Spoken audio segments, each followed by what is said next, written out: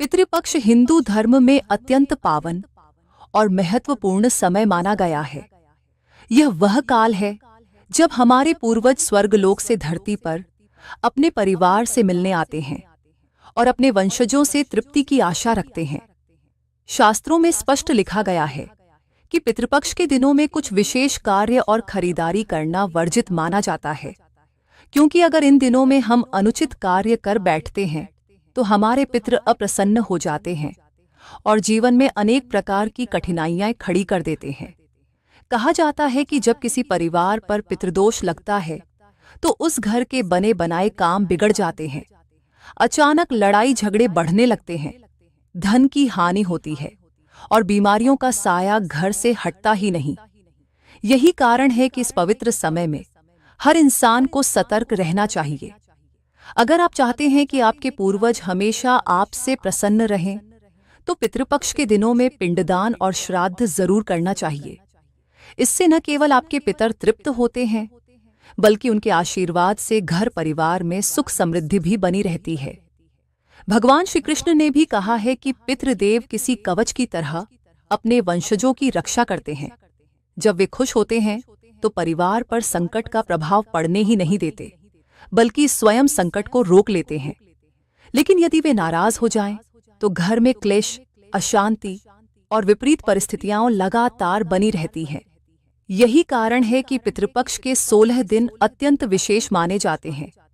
ये केवल श्राद्ध कर्म का समय नहीं, बल्कि अपने पूर्वजों को याद करने और उन्हें सम्मान देने का एक अवसर है। इन दिनों में सच्चे मन से किया गया दान और अर्पण हमारे पितरों को प्रसन्न करता है और उनके आशीर्वाद से हमारा जीवन मंगलमय बनता है। दोस्तों, राधे राधे, हर हर महादेव।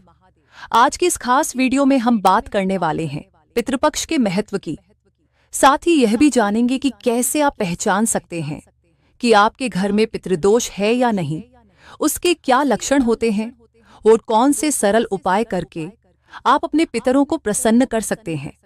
दोस्तों, शास्त्रों में साफ कहा गया है कि अगर पितरों को समय पर तृप्ति नहीं दी जाती तो वे नाराज हो जाते हैं, और जब पितृ अप्रसन्न होते हैं तो जीवन में कंगाली, परिवार पर संकट और अचानक से खुशियों पर बुरी नजर पड़ जाती है। इसलिए पितृपक्ष के दिनों में एक खास कार्य जरूर करना चाहिए, जिसे अगर आप छोड़ देते हैं तो पितृदेव रुष्ट हो सकते हैं। ये सारी बातें कहीं और नहीं बल्कि शिव महापुराण में विस्तार से वर्णित हैं। बस आज हम इन्हीं बातों को आपके सामने आसान भाषा में रख रहे हैं ताकि हर कोई समझ सके। अब बात करते हैं पितृपक्ष की शुरुआत और महत्व की। जैसा कि आप जानते हैं, पितृपक्ष हर साल पूर्वजों को समर्पित 16 दिनों का वह पावन काल है जिसमें हमारे पितृ पितृलोक से मृत्युलोक में आते हैं। सबसे पहले वे अपने वंशजों के घर पहुंचते हैं और आशा करते हैं कि हम उन्हें अन्न, जल और श्राद्ध के माध्यम से सम्मान दें। इस साल पितृपक्ष की शुरुआत 7 सितंबर रविवार से हो रही है और इसका समापन 21 सितंबर को होगा। इन दिनों में हर घर में यह अवसर होता है कि वे अपने पूर्वजों का आशीर्वाद प्राप्त करें। लेकिन दोस्तों, पितृपक्ष के दौरान कुछ विशेष नियम और वर्जनाएं भी हैं। अगर इन नियमों की अनदेखी हो जाए तो पितरों की नाराजगी झेलनी पड़ सकती है। उदाहरण के लिए, इन दिनों में दाढ़ी, मूंछ या बाल नहीं कटवाने चाहिए, बड़ों से बहस नहीं करनी चाहिए और न ही अपशब्द बोलने चाहिए। इसके अलावा कुछ खास चीजें ऐसी भी हैं जिन्हें पितृपक्ष में भूलकर भी नहीं खरीदना चाहिए, क्योंकि माना जाता है कि ऐसी वस्तुओं से पितरों की प्रसन्नता बाधित होती है और घर में अशुभता का वातावरण बनता है। इसलिए पितृपक्ष में हमें बेहद सावधानी से रहना चाहिए, नियमों का पालन करना चाहिए और अपने पितरों के लिए श्रद्धा भाव से पिंडदान व तर्पण जरूर करना चाहिए। यही कार्य हमारे जीवन को मंगलमय और परिवार को समृद्ध बनाता है। तो दोस्तों, इस वीडियो में हम विस्तार से आपको बताएंगे पितृदोष के लक्षण क्या हैं, उससे बचने के उपाय कौन से हैं और पितृपक्ष में कौन से कार्य और वस्तुएं बिल्कुल भी नहीं करनी चाहिए। लेकिन उससे पहले आप सबसे एक छोटी सी विनती है, अगर आपने अभी तक चैनल को सब्सक्राइब नहीं किया है तो तुरंत कर लीजिए और बेल आइकन दबाइए ताकि आगे आने वाले हर वीडियो का नोटिफिकेशन आपको समय पर मिल सके। और अगर आप सच में अपने पितरों से प्रेम करते हैं तो कमेंट बॉक्स में लिखिए जय पितृदेव। साथ ही इस वीडियो को अपने परिवार और दोस्तों तक भी जरूर पहुंचाइए ताकि वे भी इस महत्वपूर्ण जानकारी से लाभ उठा सकें। तो चलिए दोस्तों, बिना देर किए वीडियो की शुरुआत करते हैं। सबसे पहले बात करते हैं नमक की। शास्त्रों में नमक को दान देने का बहुत बड़ा महत्व बताया गया है, खासकर पितृपक्ष के दिनों में। अगर आप इस समय नमक का दान करते हैं तो यह आपके पितरों को अत्यंत तृप्त करता है। लेकिन ध्यान रखिए, पितृपक्ष के दौरान नमक को खरीदना अशुभ माना गया है। कहा जाता है कि जो व्यक्ति इन दिनों नमक खरीदता है उसके घर में धीरे धीरे बीमारियों का वास हो जाता है और परिवार का स्वास्थ्य लगातार गिरने लगता है। इसलिए नमक की जरूरत हो तो श्राद्ध पक्ष शुरू होने से पहले ही घर में खरीदकर रख लेना चाहिए। अब दूसरी चीज है सरसों का तेल। दोस्तों, अगर आप पितृपक्ष के दिनों में सरसों का तेल खरीदते हैं तो इससे न केवल पितृदेव नाराज होते हैं बल्कि शनिदेव भी अप्रसन्न हो जाते हैं। और आप तो जानते ही हैं, जब शनिदेव किसी से रुष्ट हो जाते हैं तो उस व्यक्ति के जीवन में परेशानियों और संघर्षों का अंबार लग जाता है। इसीलिए पितृपक्ष में भूलकर भी सरसों का तेल खरीदने की गलती न करें। जरूरत हो तो इसे भी श्राद्ध पक्ष शुरू होने से पहले ही ले आएं। अब आते हैं तीसरी चीज पर, झाड़ू। दोस्तों, शास्त्रों में झाड़ू को माता लक्ष्मी का प्रतीक माना गया है। ये घर की नकारात्मक ऊर्जा को बाहर निकालने वाली वस्तु है। लेकिन पितृपक्ष के दिनों में झाड़ू खरीदना बेहद अशुभ माना गया है। कहा जाता है कि इस दौरान झाड़ू की खरीद से घर की आर्थिक स्थिति पर बुरा असर पड़ता है और धन का अपव्यय शुरू हो जाता है।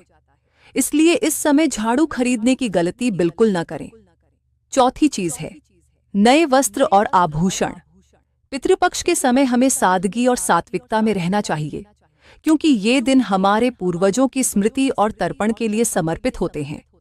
ऐसे में अगर कोई व्यक्ति नए कपड़े या आभूषण खरीदकर सजावट में लिप्त हो जाता है तो यह पितरों को अप्रसन्न करता है। इसलिए इस अवधि में चमक दमक और फैशन से दूर रहकर सात्विक जीवन जीना ही श्रेष्ठ माना गया है।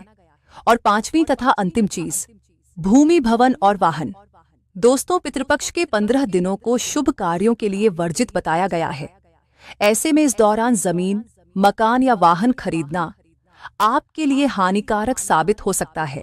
अक्सर देखा गया है कि पितृपक्ष में खरीदी गई संपत्ति से लाभ के बजाय नुकसान ही होता है और कई बार घर परिवार में संकट भी आ खड़े होते हैं।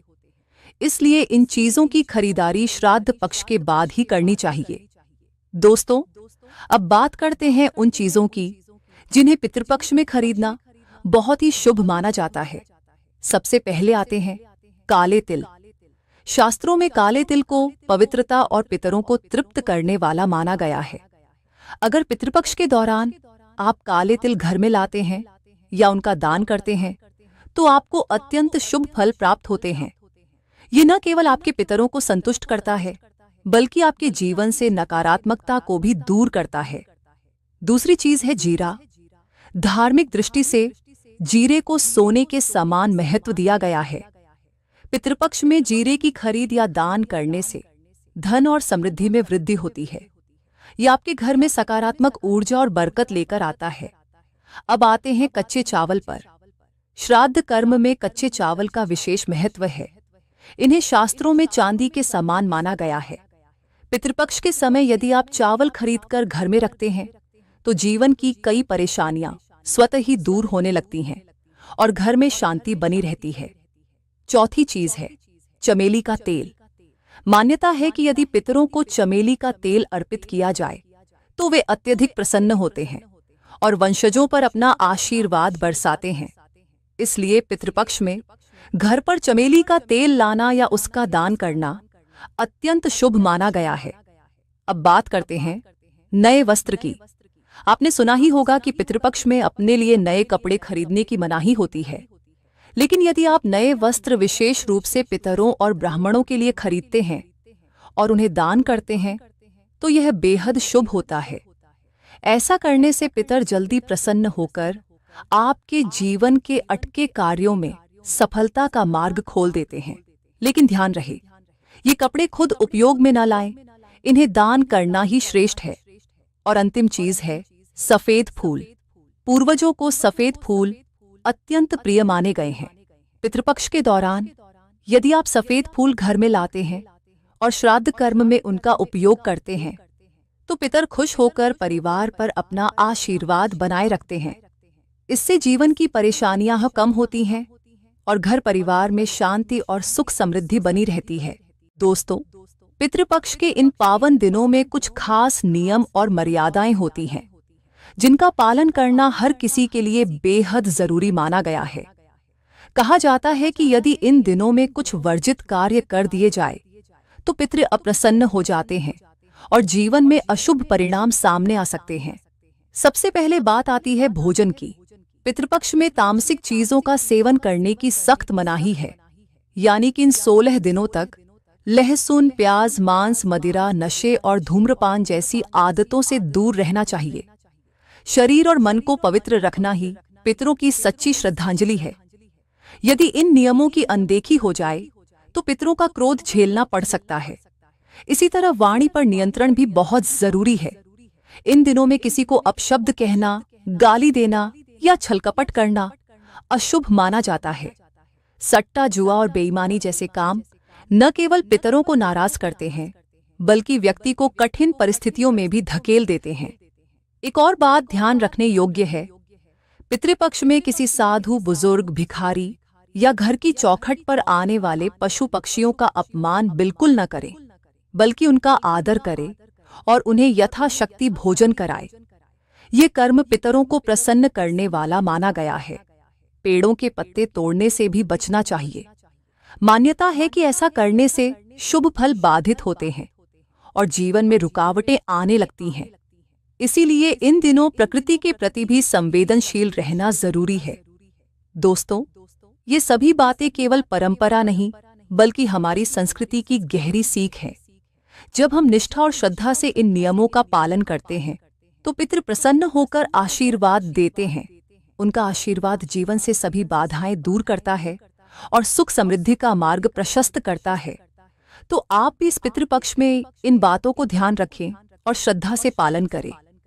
विश्वास रखिए, इससे आपको पितृदोष से मुक्ति मिलेगी और आपका जीवन धन, वैभव और संतोष से भर जाएगा। दोस्तों, आज की यह खास जानकारी यहीं समाप्त करते हैं। अगर वीडियो आपको अच्छी लगी हो तो लाइक करें, चैनल को सब्सक्राइब करें और घंटी का बटन दबाना न भूलें। साथ ही इस वीडियो को अधिक से अधिक लोगों तक पहुंचाएं ताकि वे भी पितृपक्ष के महत्व को समझ सके। हम मिलेंगे आपसे अगली वीडियो में। तब तक के लिए आप सभी को धन्यवाद।